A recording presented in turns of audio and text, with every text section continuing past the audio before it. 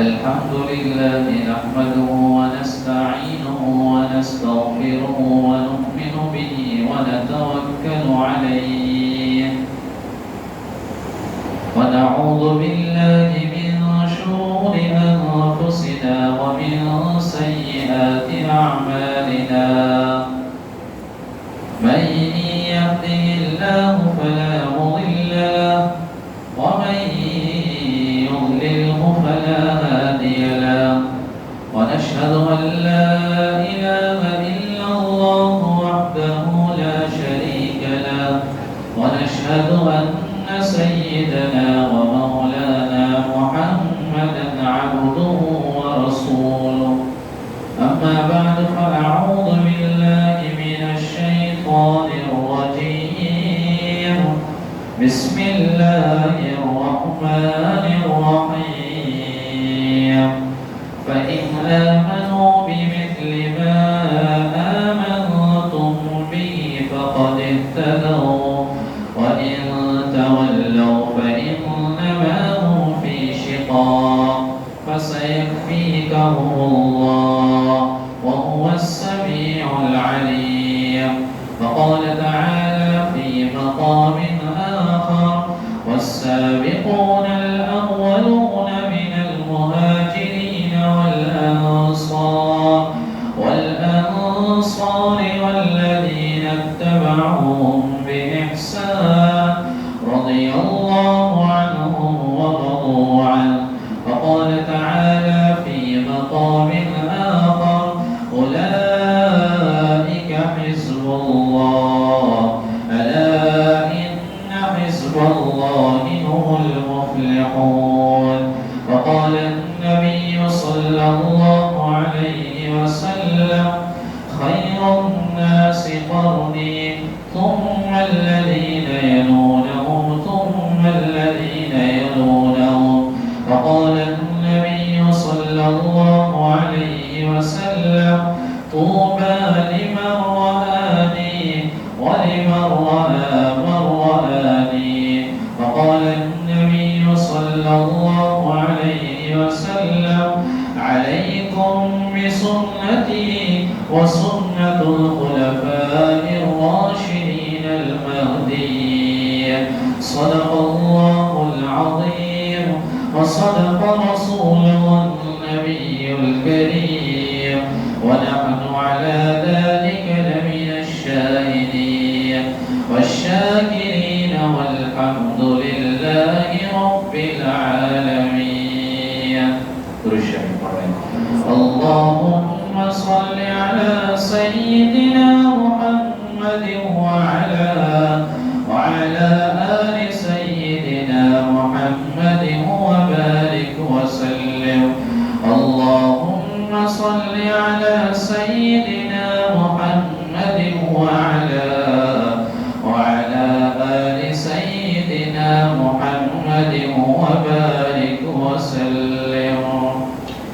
نبی کے صحابہ کا رتبہ بڑا ہے ہر ایک حکم ہادی ہر ایک رہنما ہے شریعت کے راہوں پہ ہم کو چلایا صحابہ کا احسان ہم پر بڑا ہے. گرامی قدر حاضرین سامعین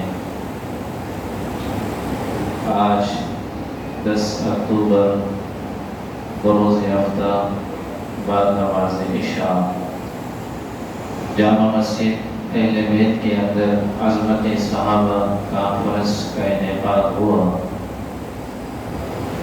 اس کے انعقاد کی کچھ وجہ ہے. آپ حضرات کے علم ہے کہ اسی سال اسلام آباد کے اندر ایک ذاکر نے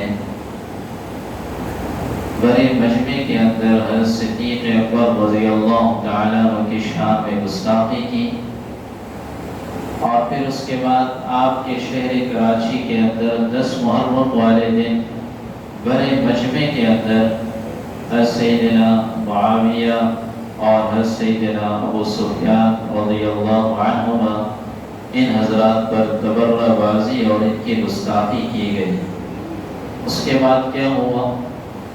اس کے بعد علماء اس مسئلے پر سنجیدگی سے غور کرنے لگے، اور سنجیدگی سے غور کرنے کے بعد اس نتیجے پہ پہنچے کہ صحابہ کسی ایک جماعت کے نہیں تھے، صحابہ کسی ایک جماعت کے نہیں تھے، بلکہ صحابہ سب کے لیے ہدایت بن کر آئے، صحابہ سب کے ہیں، اور صحابہ کے دفاع کرنا ہر کلمہ گو کا حق ہے۔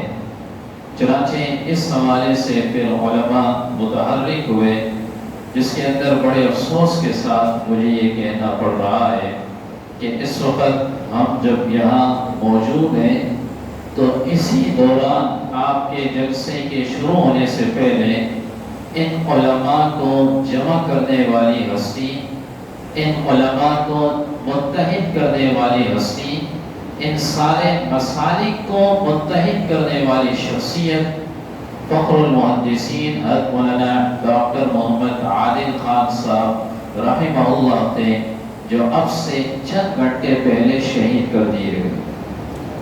انا للہ و انا الیہ راجعون، جو اب سے چند گھنٹے پہلے شہید کر دیے گئے۔ شہادتیں اس مشن کو نہیں روک سکتی، شہادتیں انشاءاللہ اس مشن کو نہیں روک سکتی۔ ہم تو پہلے سے ہی قربانیاں دیتے ہوئے آ رہے ہیں، اور ہم پہلے سے ہی یہ کہتے ہوئے آ رہے ہیں کہ امن قائم کرو، اور امن قائم کرنا یہ مسلمانوں کا بھی کام ہے اور حکومت وقت کا بھی کام ہے۔ اور بدامنی جہاں ہوگی کہ جہاں ہماری مقدس شخصیات پر حملہ کیا جائے گا۔ یہ ایسے شخصیت کے بیٹے تھے کہ آج سے 3-4 مہینے پہلے میں انہی کے حوالے سے ایک واقعہ بتاتا چلوں۔ جب مدارس کو کھلنے کی بات ہوئی تو صوبہ سندھ کے وزیر تعلیم سے ملاقات کی بات ہوئی، تو مجھے مولانا کے بیٹے کا فون آیا اور کہنے لگے وہ آپ کے حلقے کے سندھ کے جو وزیر تعلیم ہیں تو ان سے ملاقات کر دی ہے والد صاحب نے۔ ہم نے ان سے درخواست کی اور ملاقات کے لیے ہم چلے گئے، تو مولانا عادل خان صاحب نے بڑی عجیب گفتگو کی، اور ان سے کہا کہ آپ سے ہم ملاقات کے لیے وقت کیوں لے رہے ہیں؟ ہونا چاہیے تھا آپ ہم سے وقت لیں۔ ہم وفاق المدارس العربیہ پاکستان کا ادارہ رکھتے ہیں، 30 لاکھ بچے ہیں ہمارے یہاں، جس طرح اسکول پڑھنے والے وہ ایک علوم کے اندر مہارت حاصل کر رہے ہیں اور وہ بھی علم حاصل کر رہے ہیں، یہ مدارس کے بچے بھی اس ملک کے شہری ہیں، اس ملک کے بچے ہیں، آپ انہیں نظر انداز نہیں کر سکتے۔ یہ ایسی شخصیت کے بیٹے مولانا شیخ الحدیث سلیم اللہ خان رحمہ اللہ، اللہ ان کی قبر پر کروڑوں کروڑوں رحمتیں نازل فرمائے۔ جنرل مشرف جو مدارس کو بند کرنے کی بات کر رہا تھا تو حضرت نے ٹیبل پہ ہاتھ مار کے انہیں کہا کہ اے جنرل یہ بات یاد رکھنا، ایک وقت آئے گا تم نہیں ہوگے لیکن یہ مدارس قائم رہیں گے انشاءاللہ، اور وہ قائم ہو رہے ہیں، مدارس قائم ہیں۔ یہ بڑے افسوس کے ساتھ کہنا پڑ رہا ہے کہ آج علماء کی جو رہبر کمیٹی جو ہماری بنائی گئی تھی کراچی کے، اس کے جو سرپرست ہیں، جو بنیادی رکن تھے، آج انہیں شہید کر دیا گیا۔ اس لیے آپ حضرات سے ایک درخواست یہ بھی کرتی ہیں کہ اب علماء کی رہبر کمیٹی کا انتظار کریں وہ کیا کہتے ہیں، اور انشاءاللہ وہ جیسا حکم دیں گے ہم انشاءاللہ ان کے پیچھے پیچھے چلیں گے انشاءاللہ، وہ جیسا ہمیں حکم دیں گے ہم انشاءاللہ ان کے پیچھے پیچھے چلیں گے۔ اور ان شہادتوں نے اس مشن کے اندر اور طاقت پیدا کر دی ہے۔ ہمارے اور آپ کے نجات کا دار و مدار ہمارے اعمال کی بنیاد پہ ہوگا کہ آپ نے اچھا عمل کیا تو آپ کی نجات ہو جائے گی، برا عمل کیا تو شاید نجات نہ ہو۔ لیکن علامہ دین پوری رحمہ اللہ نے بڑی عجیب بات لکھی، صحابہ کے نجات کا جو دار و مدار ہوگا وہ ان کے اعمال پر نہیں بلکہ جناب رسول اللہ صلی اللہ علیہ وسلم سے تعلق کے بنا پر ہوگا، آپ سے تعلق کے بنا پر ہوگا۔ اہل سنت والجماعت کا یہ عقیدہ ہے کہ ہزاروں لاکھوں قطب جمع ہو جائیں، ہزاروں اولیاء جمع ہو صحابی جنید بغدادی جمع ہو جائے اور ایک طرف ایک ادنا سا صحابی جس نے زندگی میں سے حضور علیہ السلام کی ایمان کے حالت میں زیارت کی ہو، یہ ہزاروں اولیاء ایک طرف ہو جائے، یہ ایک صحابی ایک طرف ہو جائے، یہ ایک صحابی کے 2 رکعت نفل کی نماز تک یہ نہیں پہنچ سکتے۔ اس لیے کہ آپ نے فرمایا کہ میرا وہ صحابی اگر وہ مٹھی پر خرچ کرے گا اور تم احد پہاڑ کے برابر سونا خرچ کر دو، ہم میرے صحابی کے مٹھی بھر تک تم نہیں پہنچ سکتے، اس صحابی کے مٹھی بھر تک نہیں پہنچ سکتے۔ جناب رسول اللہ صلی اللہ علیہ وسلم نے ارشاد فرمایا توبہ لمن رآنی، خوشخبری ہو اس آدمی کے لیے جس نے مجھے دیکھا، وَلِمَنْ رَآ مَنْ رَآنِي، اور جس نے صحابی کو دیکھا اسے بھی خوشخبری ہو۔ آپ نے فرمایا علیکم بسنتی وسنت الخلفاء الراشدین المہدیین، میری سنت کو لازم پکڑ لو، یہ تم پر لازم ہے، اور اسی طرح میرے بعد خلفاء راشدین کی سنتوں کو بھی لازم پکڑ لو، یہ بھی تم پر لازم ہے۔ صحابہ کرام رضوان اللہ علیہم اجمعین کوئی معمولی جماعت نہیں تھی، یہ جو قرآن ہم تک پہنچا، یہ دین ہم تک پہنچا، یہ صحابہ کی بدولت پہنچا۔ ہم آج مسلمان ہیں تو صحابہ کی بدولت مسلمان ہیں۔ اگر صحابہ میں سے کسی صحابی کے بارے میں شک ہو جائے یا کسی صحابی کے ایمان کے بارے میں تردد ہو جائے تو خدا نخواستہ ہمارا جو ایمان ہے یہ بھی شک کے اندر پڑ جائے گا۔ اور یہ ایسے ہی ہوگا کہ استاد اگر شاگرد برا ہو تو لوگ کہتے ہیں کہ استاد نے اس کی تربیت اچھی نہیں کی۔ صحابہ کے استاد جناب رسول اللہ صلی اللہ علیہ وسلم کی ذات اقدس تھی، تو یہ کوئی کہ نبی علیہ السلام کی ذات اقدس پر انگلی اٹھانے کے مترادف ہوگا۔ یہ کوئی معمولی جماعت نہیں ہے۔ اللہ نے قرآن مجید کے اندر انہیں اپنی جماعت کہا، اولئک حزب اللہ، اللہ نے فرمایا یہ تو اللہ کی جماعت ہے۔ ومن يشاقق الرسول من بعد ما تبين له الهدى ويتبع غير سبيل المؤمنين نوله ما تولى ونصله جهنم وساءت مصيرا۔ اللہ نے فرمایا اگر کوئی صحابہ کے راستے کو چھوڑے گا تو میں انہیں جہنم کے اندر داخل کروں گا۔ جناب رسول اللہ صلی اللہ علیہ وسلم نے ارشاد فرمایا کہ ایک وقت ایسا آئے گا کہ 73 فرقے ہوں گے، جس میں سے 72 فرقے جہنم میں جائیں گے، ایک فرقہ ایسا ہوگا وہ جنت میں جائے گا۔ صحابہ کرام نے عرض کیا یا رسول اللہ صلی اللہ علیہ وسلم وہ کون سا فرقہ ہے، اس کی کیا نشانی ہے جو جنت کے اندر جائے گا؟ آپ نے فرمایا ما انا علیہ واصحابی، جو میرے اور میرے صحابہ کے طریقے پر ہوگا، یہ جو شخص ہوگی اور یہ جو جماعت ہوگی یہ جنت کے اندر جانے والی بنے گی۔ یہ حضور سے سچی محبت کرنے والے تھے، ایسی محبت کہ حسن بصری رحمہ اللہ نے فرمایا کہ اگر آج یہ قبروں سے اڑ جائے اور ہمیں دیکھ لے تو ہمارے ایمان میں کوئی شک ہو جائے گا یہ کیسا مسلمان ہے، اور آج ہم انہیں دیکھ لیں تو ہم کہیں گے یہ تو شاید مجنون اور دیوانے قسم کے لوگ ہیں۔ ابو عبیدہ جراح رضی اللہ عنہ غزوہ بدر کا موقع آیا تو انہوں نے اپنے والد جراح کو اپنے ہاتھوں سے قتل کیا۔ کسی نے پوچھا آپ نے باپ کو قتل کر دیا؟ کہنے لگے میں نے اشاروں سے انہیں بہت روکا کہ حضور کے قریب مت آؤ، حضور کے قریب مت آؤ، میں نے بڑے اشارے دیے لیکن وہ قریب آ رہا تھا، میں نے اپنے ہاتھوں سے اسے قتل کر دیا۔ یہ بڑی عجیب جماعت تھی۔ سیدنا عمر بن الخطاب رضی اللہ عنہ اپنے ماموں عاص بن ہشام کو اپنے ہاتھ سے قتل کر دیا۔ سیدنا صدیق اکبر رضی اللہ عنہ بیٹا مسلمان ہوا، غزوہ بدر کے موقع پہ مسلمان نہیں تھا، تو اپنے والد سے کہنے لگا کہ ابا جان آپ بدر والے دن میری تلوار کے نیچے آ چکے تھے، لیکن میں نے اس وجہ سے چھوڑا کہ میرے والد ہو، صرف اس وجہ سے چھوڑا۔ باپ نے بڑی عجیب بات کی، کہا بیٹا اگر اس دن میری تلوار کے نیچے آتے تو میں تمہیں قتل کر دیتا، میں یہ نہیں سوچتا کہ تم میرے بیٹے ہو۔ یہ ایسی عجیب جماعت تھی۔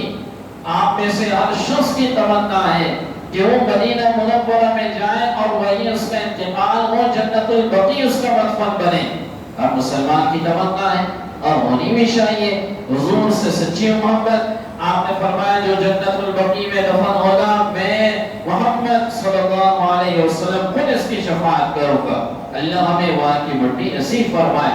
لیکن آپ صحابہ کو دیکھیے کہ جنہوں نے حضور کے حسن کو دیکھا، حضور کے اخلاق کو دیکھا، حضور کی زندگی کو دیکھا اور حضور سے سچی محبت کرنے والی ہستی اور جماعت تھی، لیکن آپ کو ساری دنیا کے اندر صحابہ کی قبریں نظر آئیں گی۔ ساری دنیا کے اندر آپ کے پاکستان میں بھی صحابہ کی قبریں ہیں، اس لیے کہ یہ دین کے لیے پوری دنیا کے اندر پھرے اور دین کو پھیلانے کے لیے ساری دنیا کے اندر پھرتے رہے تاکہ حضور کا دین ساری دنیا کے اندر پھیل جائے۔ یہ صحابہ کوئی معمولی جماعت نہیں تھی، یہ بڑی عظیم جماعت تھی۔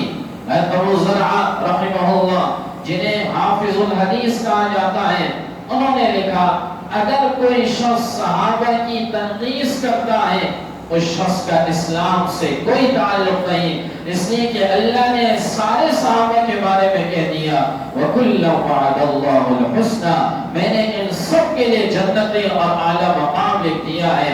رضی اللہ عنہم ورضوا عنہ، میں ان سے راضی ہو چکا ہوں، یہ مجھ سے راضی ہو چکے ہیں، میں ان سب صحابہ سے راضی ہو چکا ہوں۔ تو کوئی شخص اگر صحابہ کی طرف انگلی اٹھائے گا تو در حقیقت وہ صحابہ کی طرف انگلی نہیں اٹھائے گا بلکہ وہ اللہ کے کلام کی طرف انگلی اٹھائے گا اور اس کا ایمان خطرے میں بلکہ ایمان سے خارج ہو جائے گا اگر کوئی صحابہ کے ایمان کے بارے میں شک کرے گا۔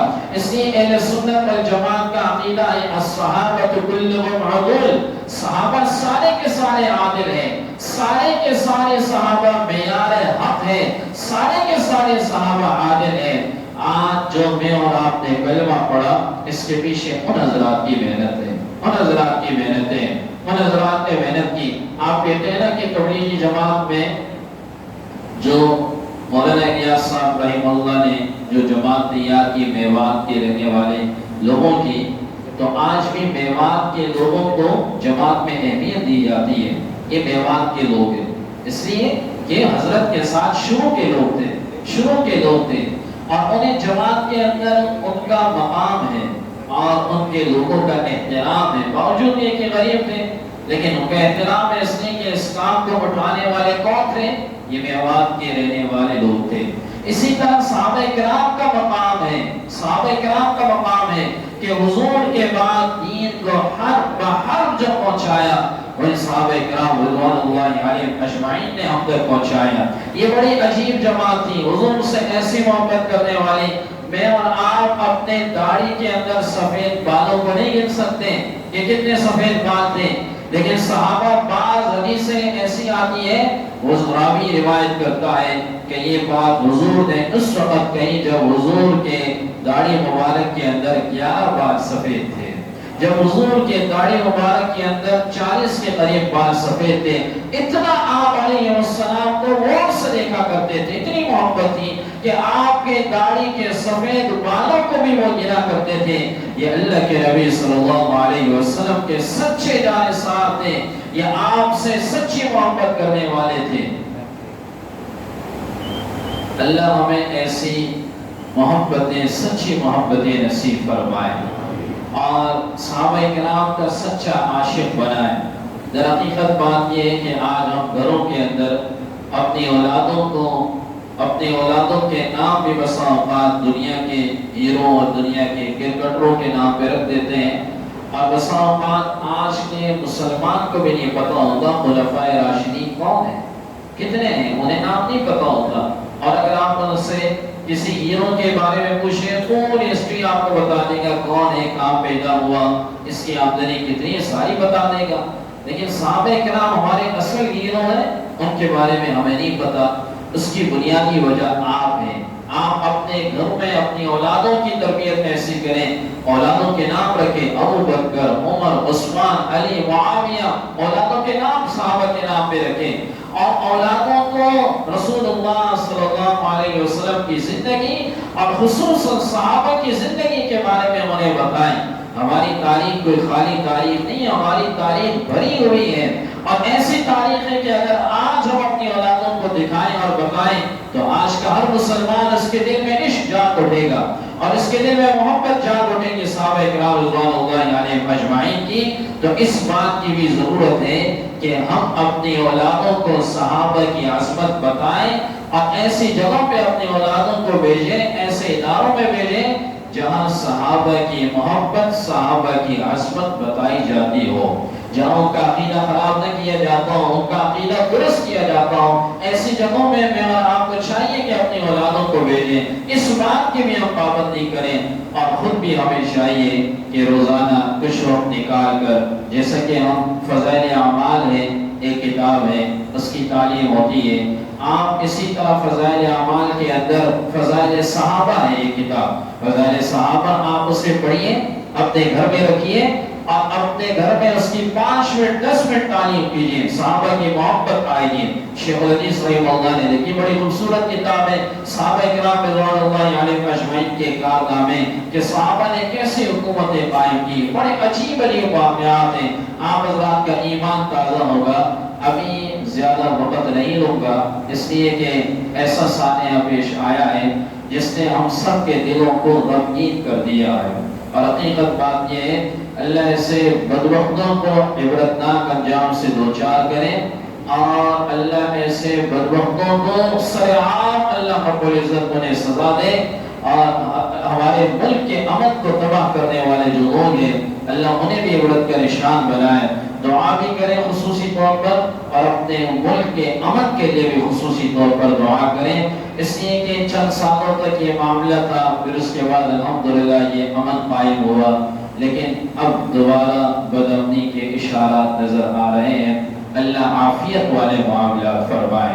میں مختصر سی نعت اور شان صحابہ پر مختصر سے اشعار پیش کر کے اس کے بعد انشاءاللہ دعا ہوگی.